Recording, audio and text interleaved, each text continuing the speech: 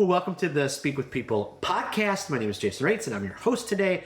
And I'm so excited you are joining us. This podcast exists because we believe our words matter, and healthy communication is oxygen for your relationships and your leadership. So whether you communicate one-on-one, on a team, from a stage, or from a screen, we hope that our time today challenges you, encourages you, and inspires you to choose the healthy way to communicate. Because when you do, you really do speak life into the world, and you will drastically change your world for the better. Well, today's podcast, we are so excited because we are in a series called Speaking Across Screens, and we're doing this look at how we can kind of find our voice online. It's been a great series. That speaking across screens is something that is not going away. And so this series has been so helpful to learn some of these skills. And so if you've missed any, I highly recommend going back, watching or listening, anyone that you can. But today we're diving into some big questions about finding your specific voice online. How do I get people to listen to me online? I mean, I post videos, but no one seems to be listening. Is there anything I could be doing differently to increase my reach? How can I get people's attention online? Should I even want people's attention? How do I find my specific way to speak online? How do I talk into a camera? So today we interview an incredible leader and communicator, Melissa Hughes. She definitely knows a little bit about speaking across screens. She's got a great story. She actually went viral. And it's just an amazing story. And so it's just the beginning. And so I'm just so excited to dive into that. She now spends a great deal of time teaching people how to find their voice online, how to speak across screens, how to be that kind of influencer and communicator. Well, Melissa, welcome to the podcast. Oh, thank you so much. I'm super pumped to be here. Well, hey, could you, before we hop into the questions, could you just kind of give us a little bit of your story, who you are, what got you to this point, your family, all that kind of stuff? Oh gosh, yeah. Where do you even start? I always like to start with kind of what ended up happening when we started church planting over in the UK. I have this whole quote that I feel like is really helpful for people that are going through a hard time. And kind of like how all of this came about, of how I ended up on TikTok and going viral. But my husband and I church planted over in the UK in 2015. And a month after moving there, um, I found out he got into a horrible car accident.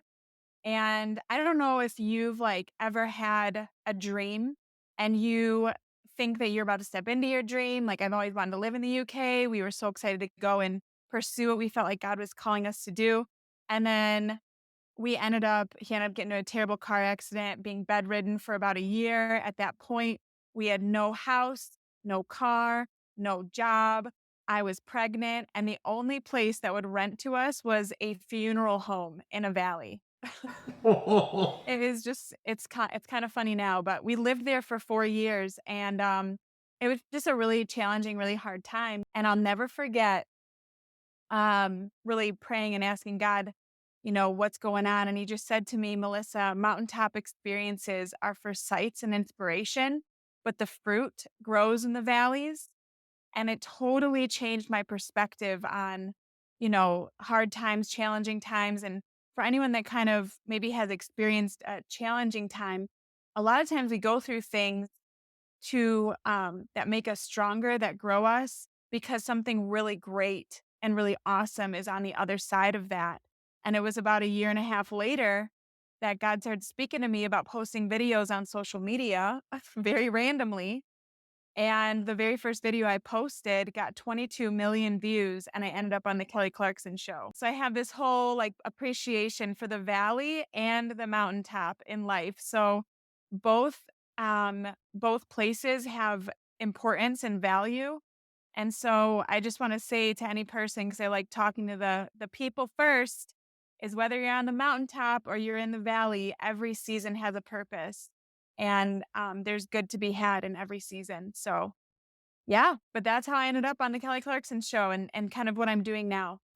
Wow. So when you posted that first video, what what was it like? I honestly really truly felt like I thought that the phone broke. Like, I don't know how else to describe it, but because I was just posting this video, the first one that was on my phone, figuring out how to add text to this TikTok video. And then waking up the next morning and getting inundated with all this media attention. I was stressed. I was like, I need to get a lawyer. I got a lawyer. Because it was just so out of left field. And I was just so shocked. I remember telling my husband, like, see, I told you God was telling me I should do this. Um, but I still didn't know, how to create content. So I Yeah. was like, I better learn this quick. Yeah. Were you guys still in the UK at that point, or were you back in the US? We had moved home. Yeah. I mean, actually, we had just moved home and COVID hit. And when Oh, that video went viral, I was actually working in childcare because we were trying to get set up, trying to get the house. COVID hit. Like we were still in the valley. wow. So God really elevated that. Oh my goodness. So before that, how active were you online? Was it just, like a normal kind of person Yeah. posting things here and there, or, were you not yet kind of in like a, content creation mode? Yeah. So, in all honesty, I had posted a little bit as far as like, I would post my food. And at the time on social media, kind of like 2014 to 2018 was like this time where it was like these overly polished, overly curated images. And I tried, but I just was not that person. So I did post like I like food, so I'd post pictures like that, but it was nothing serious. It wasn't a job or anything. I didn't know anything about video. Right. But I always did feel like social media could be a positive place to encourage people. Yeah. But no, I knew nothing about the industry or the world. Wow. Do you think every content creator gets to that place where they have a breaking point where, because we all been there, right? We want the perfect shot. I mean, we've probably all seen TV shows or been in a park where a parent is trying to stage their child, for the perfect picture, and they're screaming 1 second, they get them to stop, take the picture, then they're screaming. Do you think every creator gets to that place, or why do we have this insane desire to make everything look so perfect? When we get to that breaking point where we're just like, you know what, I'm just going to be real. Yeah, I love that question because I feel like, my main platform is TikTok. And I think part of the reason why TikTok exploded was because it was all these people at home, it with curlers in the hair, in their pajamas, with no makeup on during COVID, no place to go. And it wasn't overly perfect, polished, Yep. curated content. And people could relate to that. So I feel like a huge part of my message is like, you know, are messy, and, like, that's probably gonna be more interesting and more valuable, like, with the mess ups, like, I have a Yeah. podcast, I don't edit it because 'cause I'm like, I did a podcast today, and my mom called me during it, and I'm like, "Sorry, guys, hold on." 'Cause people understand, they're like, "Oh, wow, Yeah. she's doing a podcast and her mom calls and interrupts her." And Yes. I think people connect with the realness, and so I think that's probably why I've been more successful now than I was trying to make it perfect. Because I couldn't do it perfectly. Yeah. Wow. That's profound. That is profound. Let me back up. So you went on the Kelly Clarkson show then? Yes. Wow. Yes. Yeah. And so they invited you to be on the show, the video, and so were you able to use that as a platform to talk about, what is important to you and those kind of things?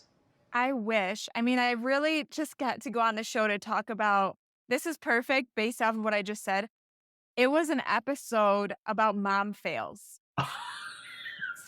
So I was Right. broadcasted as a mom fail, which, like, thinking about it just makes me laugh because I think that that is so part of my message is like, do it messy, like fail your way, like it's fine. And so I'm in the gap for the mom fails. But it was really just about the video and what happened. And so I didn't really get to share my heart. But Yeah. Kelly did tell me that I look like Mandy Moore. And so I totally like fangirled over her and got starstruck. So Oh, yeah. that's fantastic. I literally, it feels like I could blink and I'm back to watching American Idol when, that first season. I'm like, how, Right? How's it gone by that fast? I know. That's what I told her. I don't think she appreciated that though. I think she was trying to move away from that image. Right. Cause when I was like, I love when you won, they didn't air that part. But yeah. Yeah. So in this series on the Speak with People podcast, we've been kind of addressing, speaking across screens and just the, unbelievable value that it can provide to both a communicator and, the listener, the audience. Just in your own journey, are there any nuggets, any bullet points, any things that you would definitely tell our listeners? Here are some things you've learned about speaking across screens. Yes, I think that people have felt it's been this whole thing like, I don't like social media because it's not real relationships. Okay, that might be true, but there's so much power Hmm. in screens. And I have connected with people in a way that I never would have, and the reach through screens. And so I think people really need to like jump on board and see the value of it. Hmm. But I think like as far as like tips to how to speak to people through the screen, I think that they say, well, let me just give you this story. Yep. When I was first trying to grow, right? I had this video pop, this video go viral, and I'm like, shoot, I have to learn content creation. Like, I don't know what I'm doing. I was very stressed. And so I'm showing up on video, showing up on camera, trying to talk to the camera, and my videos aren't performing well. And I'm putting in all this effort, all this time, and I'm feeling down about it because my videos just aren't performing. And so my husband calls me one day. You'll love this story. My husband calls me one day and he's like, hey, babe, what's going on? I'm like, oh, I'm just so sad. He's like, why are you sad? I was like, because my videos aren't doing well. He's like, oh, I'll tell you why. I was like, why? He goes, well, because your content sucks. And he's such a straight talker. And I was like, "Does it?" He was like, "Yeah." He's like, "You have this fantastic personality and you're not letting it come through on camera. You're Wow. coming across as this like overly polished person." And he's like, "That's not who you are." He's like, "You need to talk to the camera like you're talking to your best friend." And Wow. so it honestly was practice. Like I'd be like, "Hey guys, my name's Melissa." And I was like, "No, that's not me." Like, you almost have to like do a couple retakes and like shake it off, like let go and truly think about your best friend, how you would talk to them on the phone if they were coming over for a glass of wine or whatever. Like, that's how you need to talk to the camera. Wow. Yeah. Wow, that's good. So how can someone get to that point? The if someone has, not really been a part of public speaking much, and then all of a Yeah. sudden they're like, oh, okay, I feel like I have this message I want to come across. And then someone puts a camera on or they put their phone on, and then for whatever reason, Mhm. sometimes we go into like robot mode where like we don't really quite know what to do with our hands. What you just said is so profound, but are there any like simple steps you can give us to go, okay, to get to that more relaxed, just be you on screen? Absolutely. So I'm gonna give you two answers. So let me just tell you like the journey that everyone goes on, just to like, because hopefully it will normalize people. I've been public speaking for like, 12 years. And when you first start to speak, you care more about what you're saying than the person that's listening Mm, because you're nervous. Like, and that's normal. That's fine. But you're caring more about how you're coming across than the person that's listening because you don't know if you're a good speaker. You're worried about what people think. How am I coming across? Am I actually capable? Can I actually do this? Am I a good communicator? You are just insecure. And that's fine because yeah. you've never done it before.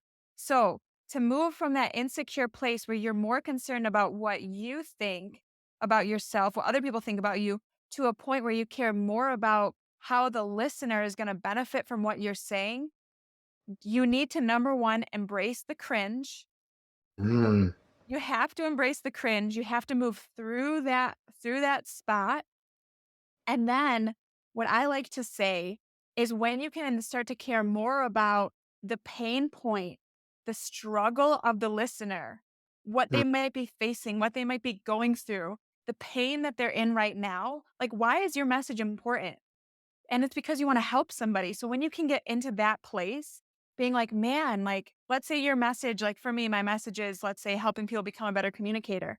I can say, like, look, man, I remember what that was like for me, being so nervous, being so worried about what people think about me. I can show up thinking about that person that's listening to me, being like, that person's in that spot. So I want to help you more than how I'm coming across. Hmm. You start to show up more passionate.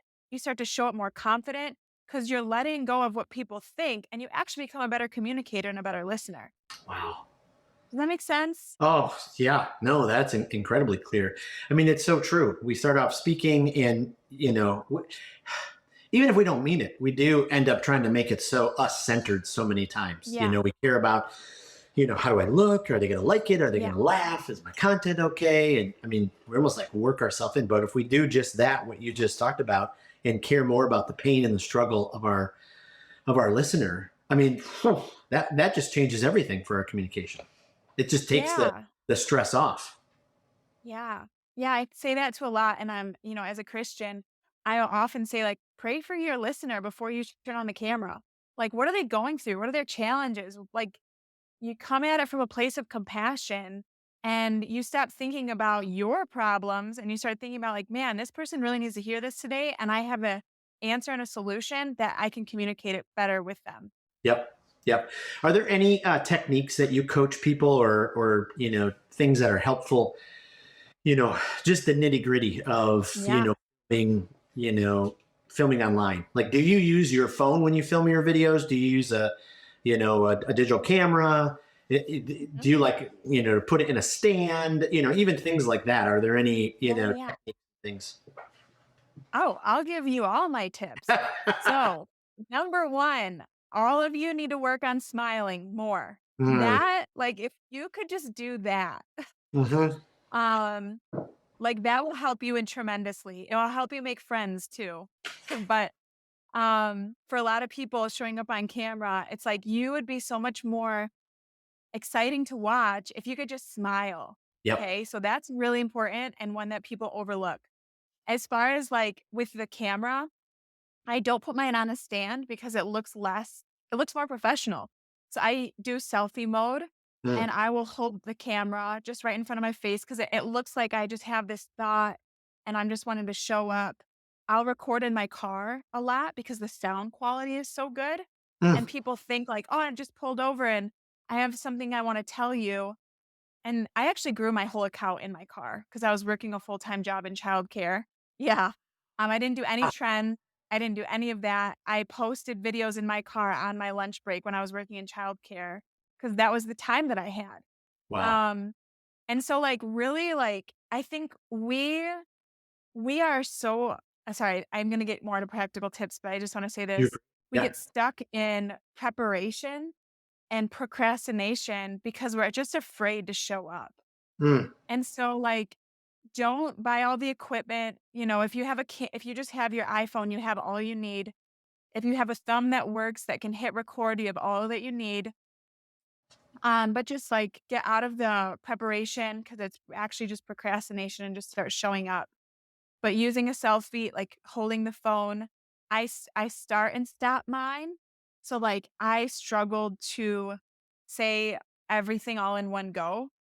mm. And so I could remember one thing and record it. So I'd say one thing, start and stop on the app, like actually record it in the TikTok app or the Reels app, Instagram, Yep. start and stop and kind of just do the video that way. Those are things that I would do that were really helpful. Wow, that is. So go back. So you did so much of it from your car. Are you saying that it's possible to grow your influence online if you're not dancing? Yeah, I grew my whole TikTok account by posting videos in my car on my lunch break. So I was not doing trends, I was not dancing. I was just talking to the phone and adding value and serving people. So you absolutely can just talk So to the your content then, do you have a specific audience in mind? Are you thinking, okay, you know, this is my audience, or do you just kind of go, with whatever your heart says that day, or do you kind of have that specific direction? Yeah, I think that probably is something that a lot of people struggle with is their messaging. That's probably as well the most important thing Hmm. is thinking about who it is that you're talking to. So, I I honestly started just talking to moms because the first video that kicked off was a mom fail video. So I just went with that and Yeah. learned content creation.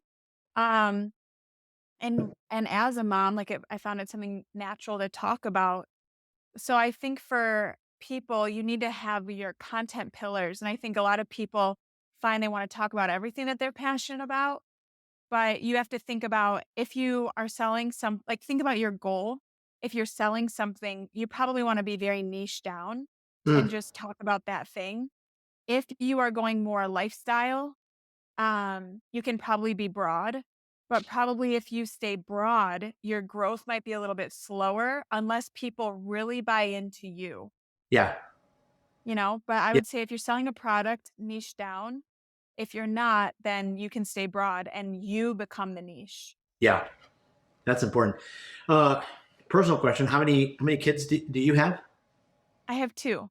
Okay, so a question that I get a lot, and then I think a lot of people struggle with is like, should I bring my kids in on it? What age is too young to put them online? Do you have any? I know I'm throwing a curveball Yeah. here. I was just thinking, popped in that question as you were talking about your audience and Yeah. just wondering your thoughts about, because my Mm. generation, I'm 47, so I'm on the what am I? I'm the Generation X. Is that what it is? Yeah. And so Uh-huh. I know that my kids, I have, Gen Zers. My oldest is 23, down to 9. Uh, I made giant mistakes during their childhood. And I know I got to the place where, they just hated anytime I pull out my phone because I love to put their picture online. I wanted to tell a story. And they just got to Mhm. the place where they're like, Dad, enough. Please don't, do that. It's just such a Yeah. balance. I'd love to know your thoughts on that. Yeah, there's 2 things. I think parents need to decide, personally for themselves, my first video, that mom fail video was my kids sledding. I mean, you see the back of their heads, but they are in there. Um, but I think that, there are some parents that are very concerned about, safety issues having their kids online. But my daughter now, she's 6, and there was a video as an influencer, I get brand deals. And I had a brand reach out to me about doing this mouthwash thing, and when I pulled my daughter into the video, I was like, "Do you wanna do this with me?" She was like, "Yes." Well, she actually drank the mouthwash, and it was so she's fine, but, I was like, "Oh my god," we got it all on camera. I was like, "Oh my gosh, do I need to call poison control?" She's like, "Poison control." It was it you you were one it's one of those videos that you're like, "This would go mega viral." It was so funny. I'm seeing her face. Well, I was like, "Honey, could I use this video?" She was like, "No." And so I was like, "Okay." She's 6. And so I'm at that point now where I'm like, I had to use something else, which was not as good. It's fine. But, I'm asking my kids now, I'm like, "Are you okay?" And if they say, "Put the phone away," or "I don't want this out there," then I'm like, "Okay." Yeah. But I think parents need to decide for themselves anyway, Yeah. what their feelings are about that. Yeah. Yep. Well, and I think we're in a place, in 2023. I mean, technology, video, online, it's not going away, No. and so it's, one of the primary ways people communicate nowadays. And, we can either go, total Amish and get rid of Right. everything. You can go on one side where everything's online. So, yeah, you're right. Every family's got to figure out that balance and manage that tension, because, they need to be able to do that. My 9-year-old, he just can't wait till he can have his own YouTube channel so he can just show people how he plays Minecraft. That's all he Right. wants to do. Well, and I think, I actually am really passionate about parents, I feel like are just afraid of Mm, social media.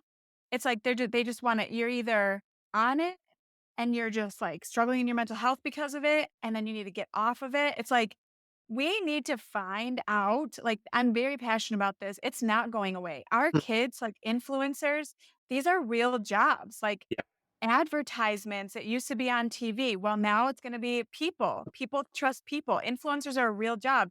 Kids these days want to do that. They want to have YouTube. The money to make there is real. So yeah, as parents, we need to wake up and smell the coffee and think this isn't going away.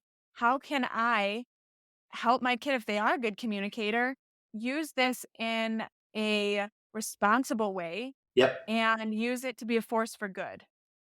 That is so powerful. And you are so right on. I mean, it's funny. I can remember years ago, 12 years ago, telling my boys, video games, there's no future in video games.